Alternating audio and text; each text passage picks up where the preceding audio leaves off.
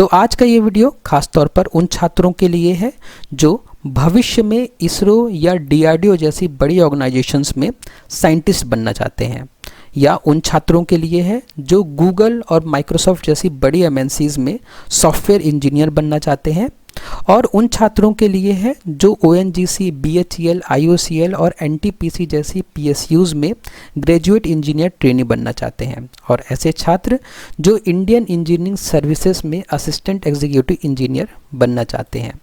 और साथ ही ऐसे छात्रों के लिए है आज का ये वीडियो जो आईबीएम, एनवीडिया, अमेज़ॉन और मेटा जैसी कंपनी में डेटा साइंटिस्ट और मशीन लर्निंग इंजीनियर बनना चाहते हैं। साथ ही ऐसे छात्र जो यूपीएससी सिविल सर्विसेज का एग्ज़ाम देकर आईएएस, आईपीएस, आईआरएस, आईएफएस बनना चाहते हैं। और आज का ये वीडियो उन छात्रों के लिए भी है जो गेट, कैट, टॉफल और जीआरई का एग्ज़ाम देकर अपनी आगे की पढ़ाई कंटिन्यू रखना चाहते हैं। तो आज के इस वीडियो में हम चर्चा करेंगे उन रास्तों की जिन रास्तों के माध्यम से, जिन रास्तों के थ्रू ये छात्र अपनी ड्रीम जॉब तक पहुंच सकते हैं या तो आगे की पढ़ाई अच्छी जगह से कंटिन्यू कर सकते हैं। तो चलिए हम आगे बढ़ते हैं और समझते हैं कि इन ड्रीम जॉब्स में अप्लाई करने के लिए इन छात्रों के पास क्या एलिजिबिलिटी होनी चाहिए। तो इन जॉब्स में अप्लाई करने के लिए क्या योग्यता होनी चाहिए, सबसे पहले हम इस बात को समझते हैं। तो अगर आपकी ये ड्रीम जॉब्स हैं और आप इन जॉब्स में अप्लाई करना चाहते हैं तो आपके पास इंजीनियरिंग डिग्री होनी चाहिए। हालांकि आप इनमें से कुछ जॉब्स में बीएससी, एमएससी, बीसीए और एमसीए करके भी अप्लाई कर सकते हैं, लेकिन अगर आपके पास इंजीनियरिंग डिग्री है तो आप इनमें से 100% जॉब्स में अप्लाई कर सकते हैं। तो चलिए समझते हैं सबसे पहले कि इंजीनियरिंग डिग्री क्या होती है। तो इंजीनियरिंग डिग्री एक तकनीकी स्नातक डिग्री होती है जो किसी छात्र को इंजीनियरिंग के किसी एक विशेष क्षेत्र जैसे कंप्यूटर साइंस, सिविल, मैकेनिकल आदि में बैचलर लेवल की योग्यता प्रदान करती है। तो इंजीनियरिंग डिग्री क्या है? एक बैचलर्स डिग्री है। भारत में इंजीनियरिंग डिग्री मुख्यतः दो नामों से दी जाती है। तो जब आप भारत में पढ़ रहे हैं तो इंजीनियरिंग डिग्री आपको मुख्यतः इन दो नामों से दी जाती है, जिसमें से पहला है बीई और दूसरा है बीटेक। बीई का फुल फॉर्म होता है बैचलर ऑफ इंजीनियरिंग और बीटेक का फुल फॉर्म होता है बैचलर ऑफ टेक्नोलॉजी। चाहे आप बीई करें या बीटेक, दोनों का मकसद एक ही है, एक योग्य इंजीनियर बनाना। फ़र्क सिर्फ नाम और पढ़ाई के स्टाइल में है, नौकरी और करियर में कोई बड़ा अंतर नहीं है। तो चाहे आप बीई करें या बीटेक करें, दोनों का मकसद आपको एक अच्छा इंजीनियर बनाना है। और अगर थोड़े से डिफरेंस की बात करें, थोड़े से अंतर की बात करें बीई और बीटेक में, तो हम ये कह सकते हैं कि बीटेक में जो पढ़ाई होती है वो थोड़ा ज़्यादा प्रैक्टिकल ओरिएंटेड होती है और बीई में जो पढ़ाई होती है वो थोड़ा ज़्यादा थ्योरी ओरिएंटेड होती है। लेकिन डिफरेंस बहुत थोड़ा ही है, ज़्यादा डिफरेंस नहीं है। चाहे आप बीई करें चाहे बीटेक करें, आपकी नॉलेज का लेवल जो होगा वो लगभग बराबर ही होगा। इसके बाद अब हम समझते हैं कि इंजीनियरिंग की डिग्री कैसे प्राप्त करें। तो इंजीनियरिंग की डिग्री प्राप्त करने का तरीका अब हम समझते हैं। तो इंजीनियरिंग की डिग्री प्राप्त करने के दो तरीके आज के इस वीडियो में हम डिस्कस करेंगे, जिसमें से पहला तरीका जो सबको पता है, पहले हम उसको डिस्कस करते हैं और फिर वीडियो में बाद में हम उस तरीके की बात करेंगे जो बहुत कम लोगों को पता है। तो द जर्नी टू डिग्री। तो आपकी ड्रीम जॉब को पाने के लिए जो नेसेसरी डिग्री है उसकी यात्रा शुरू हो जाती है जब आप 10th क्लास में होते हैं। आपने 10th का एग्ज़ाम दिया, अब आपको डिसाइड करना है कि 10th के बाद आपको मैथ्स लेना है या बायो लेना है। तो अगर आपकी ड्रीम जॉब्स वो हैं जो हमने अभी डिस्कस की, तो आपको 10th के बाद लेना पड़ेगा मैथ्स। ठीक है, आप 11th में मैथ्स, फिजिक्स, केमिस्ट्री पढ़िए। उसके बाद में आपको 12th में भी मैथ, फिजिक्स, केमिस्ट्री पढ़नी पड़ेगी। और 12th के बाद अगर आपको इंजीनियरिंग डिग्री चाहिए तो इंजीनियरिंग डिग्री प्राप्त करने के लिए आपको एक एग्ज़ाम देना पड़ेगा जिसको हम कहते हैं JEE। अब इस एग्ज़ाम में अगर आपके अच्छे नंबर आ गए तो आपको एक अच्छा गवर्नमेंट इंजीनियरिंग कॉलेज मिल जाएगा, जिसमें आप 4 साल इंजीनियरिंग सीखेंगे और 4 साल के बाद में आपको एक सिलेक्शन एग्ज़ाम देना पड़ेगा जो कि आपको उस जॉब में एंट्री दिलाएगा। ठीक है, हर जॉब के लिए एक एंट्रेंस टेस्ट होता है, एक सिलेक्शन एग्ज़ाम होता है। आप उस एग्ज़ाम को जब क्वालिफाई करेंगे तभी आप अपनी ड्रीम जॉब में पहुंच सकेंगे। ठीक है, तो ये एक रास्ता होता है जिस रास्ते से आप अपनी ड्रीम जॉब तक पहुंच सकते हैं। लेकिन इस रास्ते में जो सबसे बड़ी प्रॉब्लम है वो है JEE का एग्ज़ाम। तो JEE की एग्ज़ाम प्रॉब्लम क्यों है, इस बात को समझने के लिए हमें JEE के बारे में पहले समझना पड़ेगा। तो चलिए समझते हैं कि JEE क्या होता है। तो JEE का फुल फॉर्म होता है जॉइंट एंट्रेंस एग्जामिनेशन। अब JEE जो है वो भारत का सबसे लोकप्रिय और कठिन इंजीनियरिंग प्रवेश परीक्षा है। ठीक है, JEE क्या है, इंजीनियरिंग प्रवेश परीक्षा। इंजीनियरिंग प्रवेश परीक्षा मतलब कि अगर आपको इंजीनियरिंग कॉलेज में प्रवेश प्राप्त करना है तो आपको JEE का एग्ज़ाम क्वालिफाई करना पड़ेगा। इसमें हर साल लाखों छात्र हिस्सा लेते हैं, लेकिन उनमें से सिर्फ कुछ हजार छात्रों को ही देश के टॉप गवर्नमेंट इंजीनियरिंग कॉलेज में सीट मिलती है। इस बात को हम समझ सकते हैं JEE 2024 के डेटा से। अगर हम JEE 2024 का डेटा देखें तो यहाँ पे आप टेबल में देख सकते हैं कि जो JEE का एग्ज़ाम होता है वो 2 फेजेस में होता है, JEE मेंस और जो JEE एडवांस। तो पिछले साल 2024 में JEE मेंस का एग्ज़ाम दिया था लगभग 12.3 लाख छात्रों ने, और उन छात्रों के लिए जो टोटल गवर्नमेंट सीट्स हैं, जिसमें हम NITs, IIITs और गवर्नमेंट फंडेड टेक्निकल इंस्टीट्यूट्स को मिला लें तो लगभग 80,000 सीटें होती हैं। ठीक है, आसपास 80,000 के आसपास सीटें होती हैं अगर हम इन सारे टाइप के इंस्टीट्यूट्स को मिला लें। तो 12 लाख छात्रों के लिए 80,000 सीटें। ओके, उसके बाद में जो JEE मेंस जो छात्र क्वालिफाई कर लेते हैं और उनके अच्छे नंबर आते हैं तो उनमें से उन 12 लाख छात्रों में से लगभग 2 लाख छात्रों को मौका मिलता है JEE एडवांस देने का। अब JEE एडवांस 2 लाख छात्रों ने दिया, लेकिन उनमें से केवल 17,000 छात्रों को ही IITs में एडमिशन मिलता है। तो अगर हम दोनों डेटा को मिला लें तो 12.3 लाख छात्रों में से लगभग 1 लाख छात्रों को ही अच्छे गवर्नमेंट इंजीनियरिंग कॉलेज में एडमिशन मिलता है। और याद रखिए कि इसमें हमने वो बात अभी करी ही नहीं है कि गवर्नमेंट इंजीनियरिंग कॉलेज में कौन सा ब्रांच लेना है। ठीक है, अगर हम ब्रांच स्पेसिफिक जाएंगे और जो ब्रांच डिमांड में है तो उस ब्रांच को पाने के लिए तो आपको लगभग 20,000 के अंदर रहना पड़ेगा आपकी रैंक। ठीक है, आप शुरुआत के इन 12 लाख छात्रों में अगर आप शुरुआत के 20,000 छात्रों में आते हो तो ही आपको आपकी मन के ब्रांच मिलने के चांस हैं। तो इसका मतलब क्या हुआ, इसका मतलब है कि हर 100 में से सिर्फ 7 से 8 छात्रों को ही अच्छी सरकारी इंजीनियरिंग सीट मिलती है। तो इस लेवल का कंपटीशन होता है JEE में। और ये सिचुएशन और ख़राब हो जाती है कब, जब कोई छात्र 12वीं के बाद JEE की तैयारी के लिए गैप लेता है। कई छात्र 12वीं के बाद JEE के एग्ज़ाम के लिए 1 या 2 साल का गैप लेते हैं। 1-2 साल का गैप लेकर JEE की तैयारी करने के बाद अगर अच्छा इंजीनियरिंग कॉलेज मिल जाता है, अच्छा गवर्नमेंट इंजीनियरिंग कॉलेज मिल जाता है तो भी कोई प्रॉब्लम नहीं है। ठीक है, एक अच्छे इंजीनियरिंग कॉलेज के लिए 1-2 साल सेक्रीफाइस किए जा सकते हैं, लेकिन प्रॉब्लम तब होती है जब उन छात्रों को गैप लेने के बाद, तैयारी करने के बाद भी गवर्नमेंट इंजीनियरिंग कॉलेज में एडमिशन नहीं मिलता। तो चलिए इस बात को हम एक टेबल से समझते हैं। देखिए, इस टेबल में तैयारी का प्रकार है, तैयारी की अवधि है, औसतन खर्च है और मानसिक दबाव की बात भी हम करेंगे इस टेबल में। तो देखिए, अगर कोई छात्र है जो कि ऑनलाइन सेल्फ स्टडी कर रहा है तो प्रॉब्लम ज़्यादा नहीं है। ऑनलाइन सेल्फ स्टडी वो करेगा, ठीक है, यूट्यूब का सहारा लिया उसने कुछ छोटे मोटे कोर्सेस ले लिए, उसने 1-2 साल दिए अपने, खर्च उसको कम होगा, 10 से 50,000 का खर्च आएगा ऑनलाइन कोर्सेज लेने में, और जो मानसिक दबाव होगा वो कम होगा। लेकिन मानसिक दबाव बढ़ जाता है जब छात्र जो है वो कोचिंग और टेस्ट सीरीज़ भी ज्वाइन कर लेते हैं अपने शहर में। ठीक है, उनके शहर में कोई कोचिंग है छोटी मोटी और उन्होंने टेस्ट सीरीज़ ज्वाइन कर ली तो तैयारी वो 1-2 साल की ही करेंगे, लेकिन पैसे थोड़ा ज़्यादा खर्च होते हैं और दबाव इसमें मध्यम होता है क्योंकि उनके घर वालों ने पैसे लगाए हैं उन तैयारी के लिए। अब उसके बाद दबाव, मानसिक दबाव बढ़ जाता है मध्यम से ज़्यादा जब वही छात्र स्कूलिंग और कोचिंग जो है वो बाहर रह के करते हैं। जब वो छात्र कोटा जाते हैं, दिल्ली जाते हैं, पटना जाते हैं, इंदौर जाते हैं तैयारी करने के लिए, तो वो 11th-12th में कोचिंग भी कर रहे होते हैं और साथ में स्कूलिंग भी कर रहे होते हैं कोचिंग के साथ। वो 2 साल अपना पूरा का पूरा देते हैं तैयारी में और पैसे लगभग 2 से 3 लाख रुपए खर्च होते हैं, और जो उनका मानसिक दबाव होता है वो मध्यम से ज़्यादा होता है। और प्रॉब्लम तब और बढ़ जाती है जब वही छात्र, अगर उनका सिलेक्शन नहीं होता है और वो 1 साल का ड्रॉप ले लेते हैं। 1 साल का ड्रॉप लेंगे, 12वीं के बाद 1 साल की तैयारी करेंगे, उसमें खर्च होगा 1 से 1.5 लाख का, और उसमें मानसिक दबाव और बढ़ जाता है क्योंकि उनके पास प्रेशर आ जाता है सेलेक्ट होने का। और अगर उस साल भी सिलेक्शन नहीं हुआ तो उनका जो ड्रॉप है वो टोटल 2 साल का हो जाता है, और उन 2 सालों में उन्होंने 2 से 3 लाख रुपए खर्च किया, और जो उनका मानसिक दबाव का जो लेवल है वो बहुत ज़्यादा होता है। इसी में छात्र डिप्रेशन तक में चले जाते हैं।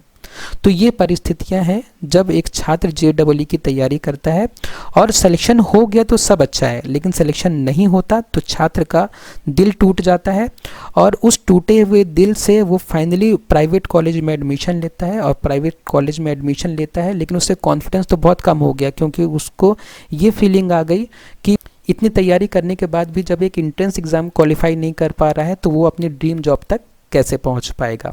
तो बात होती है कॉन्फिडेंस की। जब एक छात्र कॉन्फिडेंस के साथ किसी कॉलेज में जाता है और एक छात्र बिना कॉन्फिडेंस के साथ किसी कॉलेज में एडमिशन लेता है तो दोनों की परफॉर्मेंस में बहुत डिफरेंस आ जाता है, क्योंकि एक कॉन्फिडेंट छात्र कहीं भी रहेगा वो अपनी तैयारी अच्छे से करेगा, और अगर अंडर कॉन्फिडेंट छात्र कहीं भी किसी भी अच्छे कॉलेज में भी चला जाएगा तो हमेशा अपने आप को वो कम ही महसूस करेगा। तो चलिए अब हम इस प्रॉब्लम को कंक्लूड करते हैं।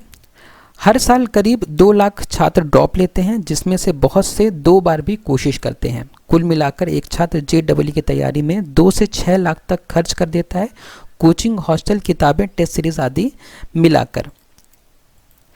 1 से 2 साल का गैप लेने वाले छात्रों की उम्र बढ़ती है, और जब उन्हें सीट नहीं मिलती तो वो डिप्रेशन, आत्मविश्वास में गिरावट जैसे मानसिक प्रभाव झेलते हैं। और सबसे बड़ी बात, 100 में से केवल 7 से 8 छात्रों को ही सरकारी सीट मिलती है। तो इन सारी प्रॉब्लम्स को समझने के बाद चलिए अब आगे बढ़ते हैं और समझते हैं सॉल्यूशन को। सॉल्यूशन जो कि दूसरा तरीका है इंजीनियरिंग करने का या गवर्नमेंट इंजीनियरिंग कॉलेज में एडमिशन पाने का, जो सबको नहीं पता। तो सॉल्यूशन है डिप्लोमा में एडमिशन। तो अपनी ड्रीम जॉब तक पहुंचने के लिए जो नेसेसरी डिग्री है उस डिग्री को प्राप्त करने की यात्रा इस तरीके में भी शुरुआत होती है 10th क्लास से। आप 10th का एग्ज़ाम देंगे, आपको 10th का रिजल्ट आएगा, आपके परसेंटेज आएंगे, उस परसेंटेज के हिसाब से मेरिट बनेगी, ठीक है, और मेरिट के हिसाब से आपको मिलेगा एडमिशन इंजीनियरिंग डिप्लोमा के फर्स्ट ईयर में। इंजीनियरिंग डिप्लोमा 3 साल का कोर्स होता है जिसमें 6 सेमेस्टर्स होते हैं, हर साल 2 सेमेस्टर होते हैं। इन 6 सेमेस्टर्स में आपको 6 बार एग्ज़ाम देना पड़ेगा, और उन सारे मार्क्स को मिलाकर, उन सारे एग्ज़ाम के रिज़ल्ट को मिलाकर एक CGPA बनेगा, जिसमें से हम परसेंटेज कैलकुलेट कर सकते हैं, और उस परसेंटेज के हिसाब से एक बार फिर मेरिट बनेगी डिप्लोमा परसेंटेज की, और उस मेरिट के हिसाब से लेटरल एंट्री के माध्यम से आपको इंजीनियरिंग सेकेंड ईयर में एडमिशन मिल जाएगा। ये वही इंजीनियरिंग कॉलेज है जो आप JEE के थ्रू प्राप्त करते हैं, ठीक है। आपको उसी इंजीनियरिंग कॉलेज के सेकेंड ईयर में आपको एडमिशन मिल जाएगा डिप्लोमा कंप्लीट करने के बाद, ठीक है। अगर आपका मेरिट में अच्छे परसेंटेज हैं तो आपको आपके मन चाहे इंजीनियरिंग कॉलेज में डायरेक्ट सेकेंड ईयर में एडमिशन मिल जाएगा। मैं आपको बता दूं कि ये इंजीनियरिंग कॉलेज जनरली स्टेट के इंजीनियरिंग कॉलेज होंगे। अगर आप चाहते हैं कि आपको इंजीनियरिंग डिप्लोमा करने के बाद IITs में और NITs में एडमिशन मिल जाए तो थोड़ा चांसेस कम है, क्योंकि IITs तो इंजीनियरिंग डिप्लोमा के बाद एडमिशन नहीं लेता, लेकिन कुछ NITs एडमिशन ज़रूर लेते हैं सेकेंड ईयर में इंजीनियरिंग डिप्लोमा के बाद। लेकिन जितने स्टेट के कॉलेज होंगे, जो आपके राज्य में जो गवर्नमेंट इंजीनियरिंग कॉलेज हैं, उन गवर्नमेंट इंजीनियरिंग कॉलेज में आप अपने इंजीनियरिंग डिप्लोमा को कंप्लीट करके डायरेक्ट सेकेंड ईयर में एडमिशन ले सकते हैं। उसके बाद ये 3 साल आप इंजीनियरिंग करेंगे, second year, third year, final year, और जब आप अपनी इंजीनियरिंग कंप्लीट कर लेंगे तो जो भी आपकी ड्रीम जॉब है उस ड्रीम जॉब का आप सिलेक्शन एग्ज़ाम दीजिए, और उस एग्ज़ाम को क्वालिफाई करके आप अपनी ड्रीम जॉब में जा सकते हैं। लेकिन ये प्रोसेस मध्य प्रदेश के लिए है। मध्य प्रदेश में अभी आपको इंजीनियरिंग डिप्लोमा में एडमिशन के लिए कोई एंट्रेंस एग्ज़ाम नहीं देना पड़ता, ना ही इंजीनियरिंग डिप्लोमा से इंजीनियरिंग कॉलेज में एडमिशन के लिए कोई एंट्रेंस एग्ज़ाम नहीं देना पड़ता। आप अभी डायरेक्ट 10th क्लास के परसेंटेज के आधार पर और उसके बाद में डायरेक्ट इंजीनियरिंग डिप्लोमा के परसेंटेज के आधार पर इंजीनियरिंग कॉलेजेस में एडमिशन प्राप्त कर सकते हैं। लेकिन अगर बात करें दूसरे स्टेट्स की, तो हो सकता है कि वहाँ पे आपको 10th के बाद कोई एंट्रेंस एग्ज़ाम देना पड़े इंजीनियरिंग डिप्लोमा में एडमिशन के लिए, और फिर इंजीनियरिंग डिप्लोमा के बाद आपको कोई और एंट्रेंस एग्ज़ाम देना पड़े लेटरल एंट्री के थ्रू इंजीनियरिंग कॉलेज में एडमिशन के लिए। लेकिन ये एंट्रेंस एग्ज़ाम JEE से बहुत आसान लेवल के होंगे और इनमें कंपटीशन भी JEE से कम होगा। तो दोनों तरीकों को डिटेल में समझने के बाद अब चलिए चलते हैं और कंपेयर करते हैं दोनों तरीकों को एक दूसरे से। जो पहला तरीका हमने डिस्कस किया वो था कि 10th के बाद 11th के बाद 12th के बाद JEE का एग्ज़ाम और JEE के एग्ज़ाम के बाद इंजीनियरिंग कॉलेज में इंजीनियरिंग की डिग्री प्राप्त करने की प्रोसेस, ठीक है। और जो दूसरा जो तरीका हमने डिस्कस किया वो है कि 10th के बाद इंजीनियरिंग डिप्लोमा में एडमिशन लेना और इंजीनियरिंग डिप्लोमा करने के बाद इंजीनियरिंग कॉलेज में एडमिशन लेना। तो ये दो तरीकों की हमने चर्चा करी अभी तक इस वीडियो में। तो अब अगर हम दोनों तरीकों में लगने वाले सालों की चर्चा करें, अगर हम देखें कि किस तरीके में कितने साल लग रहे हैं, तो अगर हम सबसे पहले बात करें पहले तरीके की, और ये हमारा दूसरा तरीका है।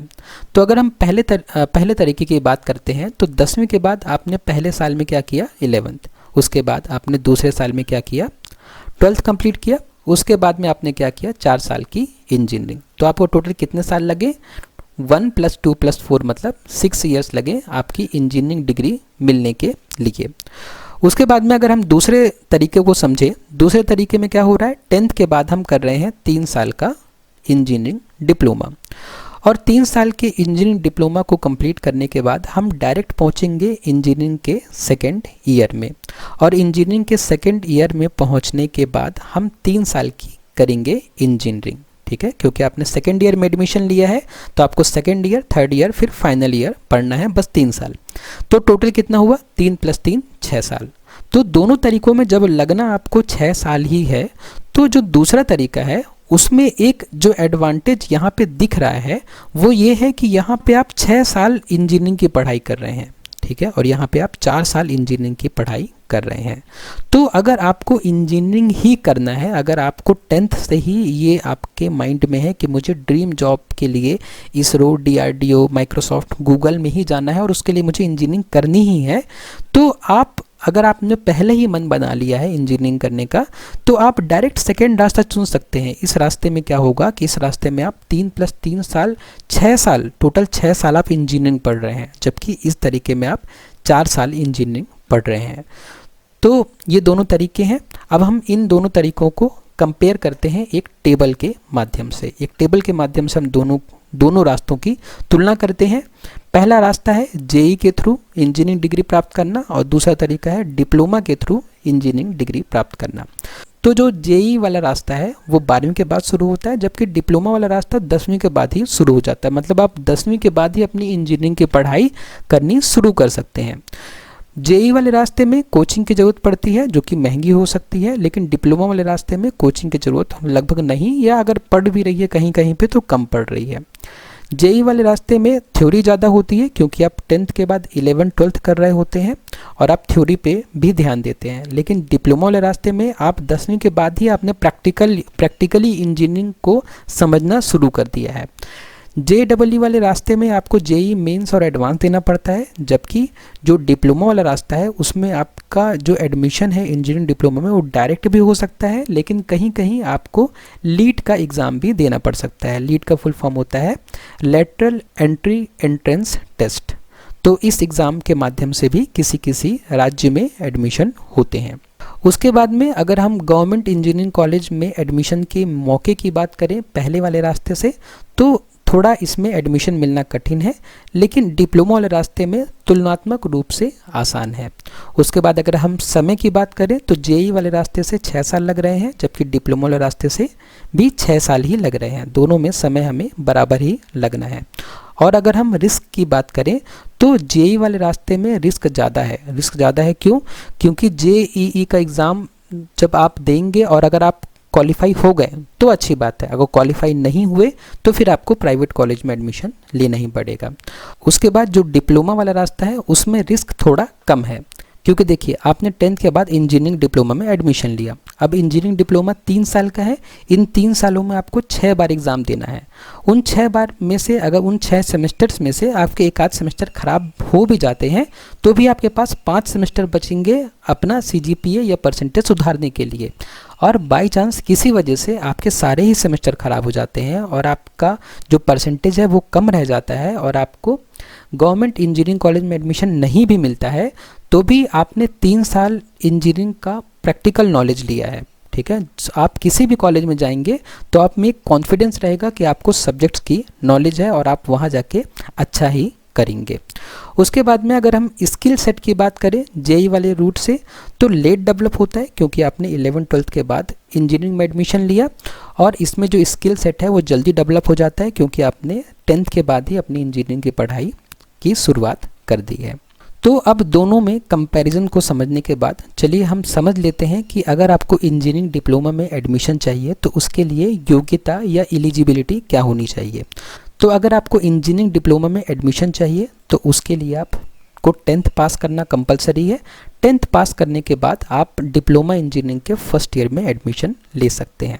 और बाय चांस अगर आपने अपना 12th भी कंप्लीट कर लिया है और 12th में आपने मैथ और फिजिक्स सब्जेक्ट लिया था तो आप लेटरल एंट्री के माध्यम से इंजीनियरिंग डिप्लोमा में डायरेक्ट सेकेंड ईयर में भी एडमिशन ले सकते हैं। उसके बाद में हम आगे बढ़ें और अगर हम इंजीनियरिंग डिप्लोमा में एडमिशन की प्रोसेस की बात करें तो अभी आज की डेट में इंजीनियरिंग डिप्लोमा में एडमिशन की प्रोसेस अभी स्टार्ट है, अभी चालू है। आप चाहें अगर अभी आप ये वीडियो देख रहे हैं तो आप अभी इंजीनियरिंग डिप्लोमा में एडमिशन ले सकते हैं। इंजीनियरिंग डिप्लोमा में एडमिशन लेने के लिए मैं आपको प्रोसेस समझा रहा हूँ, उस प्रोसेस को आप ध्यान से समझिए। और अगर आप चाहें, अगर आप इस वीडियो को 2 से 3 महीने के अंदर देखते हैं तो 2-3 महीना लगभग इंजीनियरिंग डिप्लोमा में एडमिशन की प्रोसेस चलेगी। आप इस बीच में अगर इस वीडियो को देखते हैं तो आप इंजीनियरिंग डिप्लोमा में एडमिशन ले सकते हैं और इस दूसरे रास्तों को भी चुन सकते हैं। तो देखिए इंजीनियरिंग डिप्लोमा में एडमिशन लेने के लिए जो प्रोसेस होती है वो है कि 10th के बाद आप सबसे पहले रजिस्ट्रेशन करिए इंजीनियरिंग डिप्लोमा के लिए। तो रजिस्ट्रेशन के लिए ये वेबसाइट है dt.mponline.gov.in। इस वेबसाइट में रजिस्ट्रेशन करने के बाद आपके जो डॉक्यूमेंट्स होंगे वो ऑनलाइन वेरीफाई होंगे। जैसे ही आपके डॉक्यूमेंट्स ऑनलाइन वेरीफाई हो जाते हैं तो आपको मोबाइल में मैसेज आएगा कि आपके डॉक्यूमेंट्स ऑनलाइन वेरीफाई कर दिए गए हैं।